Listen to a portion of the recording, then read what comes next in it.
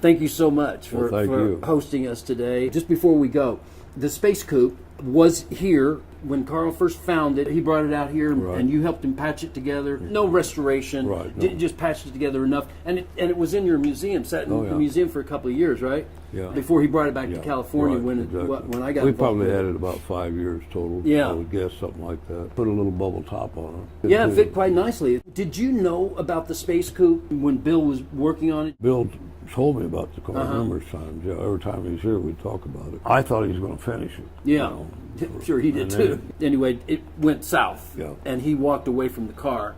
And he mentioned it, that last interview that he did here at your place in 1997. They asked him, did you do any other cars? And he said, yeah, well, there was this one that got away, and it was going to be a wild thing with gull wings and a bolt top. And he described, and he's talking about the Space Coupe. He never mentioned the name.